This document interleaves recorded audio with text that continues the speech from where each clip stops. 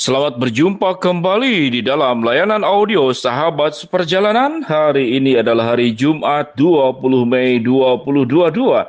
Tema renungan saat teduh kita dengan judul Dia Rela Membelamu. Dia Rela Membelamu. Firman Tuhan terambil dalam Lukas 16 ayat yang ke-15. Lalu ia berkata kepada mereka, "Kamu membenarkan diri di hadapan orang, tetapi Allah mengetahui hatimu, sebab apa yang dikagumi manusia dibenci Allah." Mari kita berdoa.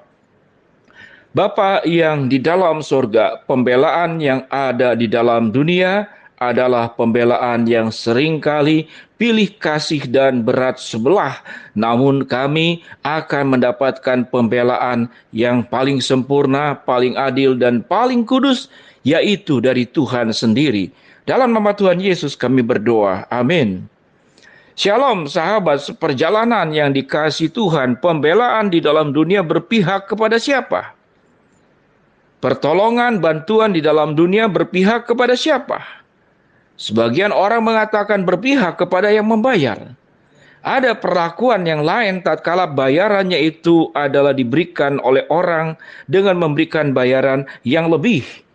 Bagian firman Tuhan dalam Lukas 16 ayat yang ke-15. Lalu ia berkata kepada mereka, "Kamu membenarkan diri di hadapan orang, tetapi Allah mengetahui hatimu. Sebab apa yang dikagumi manusia dibenci oleh Allah." Konteks dalam bagian ayat Alkitab dalam Lukas 16 ini berbicara tentang mamon, pembahasan tentang uang, di mana orang tergila-gila dan menjadikan uang sebagai dewa penolong buat mereka masing-masing. Dan Alkitab mengatakan pada bagian ayat yang lain dalam Lukas 16, itu ada namanya orang kaya dan Lazarus yang miskin. Yang miskin ini tidak mendapatkan pembelaan, yang terjadi adalah tekanan demi tekanan.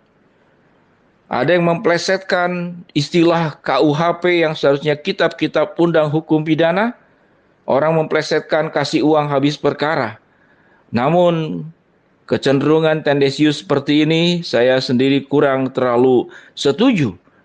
Karena pemerintah kita juga berjuang bagaimana semakin hari penegakan hukum itu semakin adil. Tidak tajam ke bawah namun tumpul ke atas. Dan saya percaya banyak orang-orang baik di negeri tercinta ini. Yang disentuh oleh Tuhan, yang takut akan Tuhan. Sahabat seperjalanan yang dikasihi Tuhan. Kalau kita ini tidak berpendidikan. Kalau kita ini tidak punya uang. Kalau kita ini tidak punya pengaruh. Kalau kita ini tidak punya kolega, teman, kerabat. Yang punya jabatan tertentu. Posisi kita benar-benar lemah. Bahkan dalam sebuah kasus-kasus hukum. Untuk membela diri masuk ke dalam pengadilan. Terkadang kita harus membayar pengacara, membayar uang ini dan uang itu. Sekalipun di dalam undang-undang sudah diatur mana yang dibayar dan mana yang tidak. Dan ada bagian HAM, hak asasi manusia, bantuan hukum dari LBH. Bagi mereka yang tidak mampu, maka akan dibantu bantuan hukumnya. Namun tentunya mereka yang punya uang, punya jabatan, punya kedudukan, punya pengaruh, bantuannya itu akan jauh lebih cepat.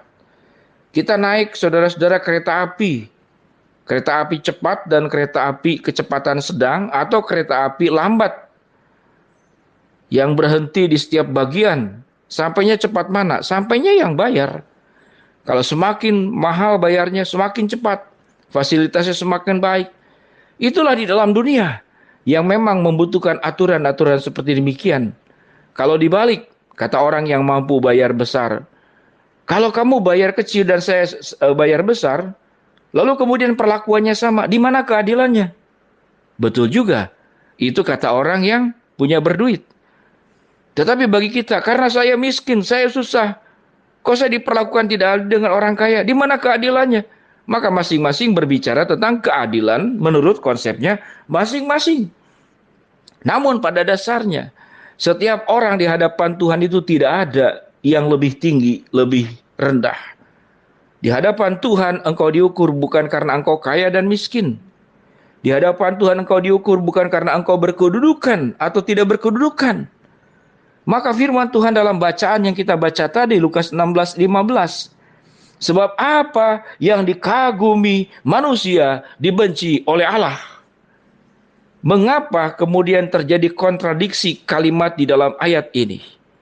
Apa yang dikagumi manusia dibenci oleh Allah. Karena seringkali manusia mengagumi segala sesuatu dengan cara salah. Yang dikagumi manusia adalah mereka-mereka yang punya jabatan, mereka-mereka yang tinggi di dalam banyak aspek. Maka itu yang dikagumi. Tapi pengkultusan mengagumi sesuatu yang bersifat material, mengagumi sesuatu yang bersifat duniawi, itu yang firman Tuhan katakan Allah membenci semuanya itu. Apa yang dikagumi oleh manusia, Allah membenci semuanya itu. Lalu kita mencari pembelaan kepada siapa? Tema renungan saat teduh kita tentang Dia rela membelamu. Sedangkan dunia pada umumnya rela karena engkau membayar dia. Walaupun engkau tidak membayar, walaupun engkau bukan siapa-siapa, engkau tidak punya kedudukan. Apa yang firman Tuhan katakan? Dia rela membelamu dengan kerelaan tanpa pamrih. Karena alasan Tuhan membela orang-orang yang tertekan adalah karena Dia Allah yang kudus, Allah yang memerangi dosa, Allah yang membuat dosa itu dihapuskan, dosa itu disucikan, orang yang berdosa disucikan. Itulah misi Allah. Dan sewaktu Yesus datang ke dalam dunia, tanpa peduli engkau dari golongan mana, ekonomi mana, sosial mana, Tuhan menolong secara sempurna. Tuhan membela secara sempurna, tanpa perhitungan. Dengan demikian, tatkala kita berbicara tentang tema, Dia rela membelamu. Biarlah kita punya sebuah keyakinan, tatkala dalam dunia ini kita ditekan, disudutkan, difitnah, dirugikan. Dan orang-orang yang terdekat sekalipun meninggalkan dirimu. Tidak ada yang mau membelamu, bahkan berpaling melihat engkau pun. Seakan-akan engkau tidak dikenal, seakan-akan engkau orang asing, dan engkau ditinggalkan sendirian.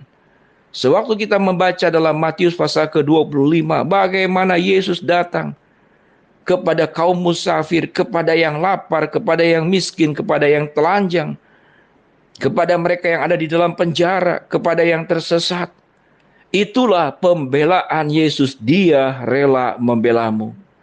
Sewaktu engkau merasakan banyak aspek tekanan dalam hidupmu tentang ketidakadilan, apa yang engkau akan lakukan? Berlututlah di hadapan Tuhan.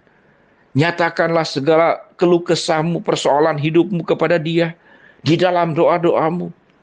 Maka Tuhan yang adalah pribadi yang rela membelamu akan menegakkan keadilan, menerbitkan hakmu seperti siang dan kebenaranmu seperti malam. Dengan demikian, sahabat seperjalanan yang dikasihi Tuhan, berpaling kepada siapa tatkala kita mengalami tekanan, persoalan, ketidakadilan, dan banyak aspek. Siapa yang membelamu? Tuhanlah pembelamu. Tuhan akan menegakkan orang yang tertunduk dan menghancurkan orang yang tinggi hati dan sombong. Itu yang dikatakan oleh firman Tuhan. Yang dikagumi manusia, itulah yang dibenci oleh Tuhan. Mari kita berdoa. Bapa dalam surga, terima kasih buat Allah, buat Kristus yang membela kami dengan penuh kerelaan dan akan menolong kami menegakkan kebenaran-Mu. Hamba-Mu berdoa buat sahabat perjalanan yang sedang sakit, Tuhan jamah sembuhkan. Sahabat perjalanan yang sedang menghadapi masalah, Tuhan bukakan jalan. Sahabat perjalanan yang sedang memohon berharap sesuatu kepada Tuhan, Tuhan akan kabulkan sesuai dengan waktu, rencana, dan kehendak-Mu.